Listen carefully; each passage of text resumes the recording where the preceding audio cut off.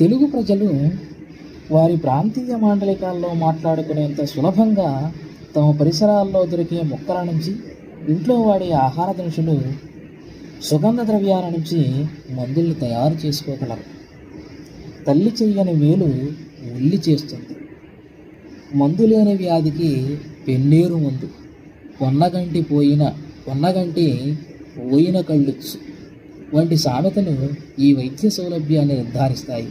వివిధ రుగ్మతల నుంచి ఉపశమనం కలిగించే కొన్ని తెలుగు వైద్య పద్ధతుల్ని మనం ఇప్పుడు చూద్దాం.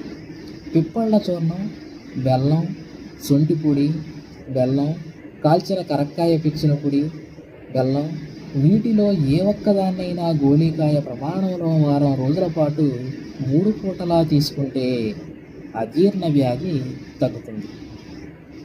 లేత జామ ఆకుల కషాయం, వేప బెరడు కషాయం లేదా సమూలంగా తీసిన విష్ణుక్రాంతి మొక్కల కషాయాల్లో ఏదో ఒకదాన్ని అర గ్లాసు చొప్పున మూడు రోజుల పాటు 3 పూటలా తాగితే నీళ్ల విరోచనాలు ఆగిపోతాయి. సమపాళ్లలో తీసుకున్న ఉత్తరేణి తమలపాకుల కషాయం, నేలవేము వసకొమ్ము పొడి కషాయం లేదా తిప్పతీగ వసకొమ్ము పొడి కషాయాల్లో ఏదో ఒక దానిని 3 రోజుల పాటు 3 పూటలా సేవిస్తే అన్ని రకాల జ్వరాల నుంచి ఉపశమనం కలుగుతుంది. అర గ్లాసుడు పలుచని పాలలో చిటికెడు మిరియాల పొడి, చిటికెడు పసుపు గుండా కలిపి కషాయం తయారు చేసుకోవాలి.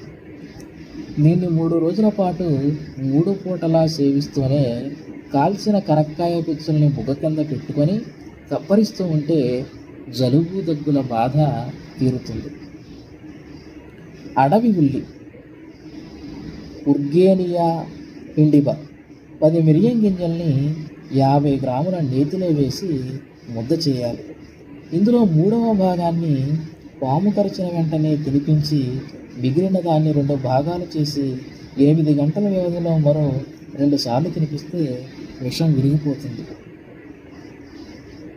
ధాతకి, వుడ్ఫోర్డియా ఫ్రూటికోసా కాండబెరడును, చామలి నార హెలిక్ట్రే శిశువరా కాండ బెరడును సమతూకంలో తీసుకుని ముద్ద చేసి అర గ్లాసుడు నీటిలో కలిపి పాము కరిచిన వెంటనే తాగిస్తే ఫలితం ఉంటుంది. గిల్లపివ్వ విత్తనం, బీజ కవచాన్ని తొలగించి ముద్ద చేసి గ్లాసు నీటిలో మనం బాగా కలిపి పాము కాటేసిన వెంటనే కాటేసిన చోట లేపనంగా రాసిన ప్రమాదం తప్పుతుంది. ఇక లేత ఆముదపు ఆకులను ముద్ద చేసి చిటికెడు పసుపు గుండను కలపాలి.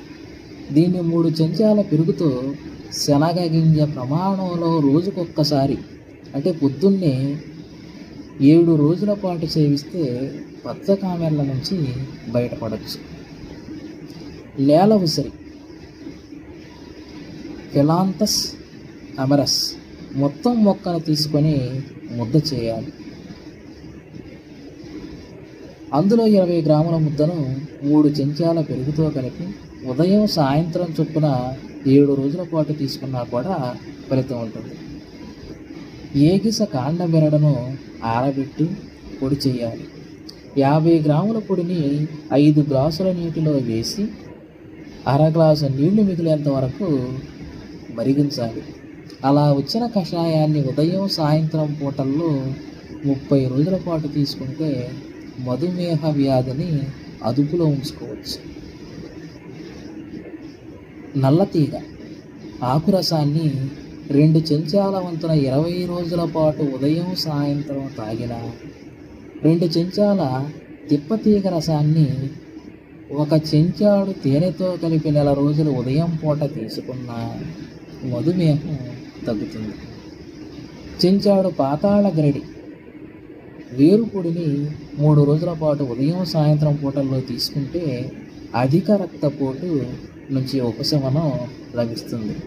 చెంచాడు తెల్లమద్ది కాండ బెరడు చూర్ణాన్ని గ్లాసుడు పాలలో కలిపి 30 రోజుల పాటు రాత్రిపూట తాగినా ఇదే ఫలితం కలుగుతుంది. అద్భుతమైన తెలుగు వైద్యంలో ఇలాంటి పద్ధతులు ఎన్నో ఉన్నాయి. మనిషిని కుంగతీసే అత్యధిక వ్యాధులను ఇవి సమర్థంగా నివారిస్తాయి. అయితే అక్షర రూపంలోకి మారింది కొంత జ్ఞానమే. వ్యవహారికంలో మరెంతోమంది మనదైన ఆ విజ్ఞానమంతా భాషతోనూ సంస్కృతితోనూ ముడిపడి ఉంది.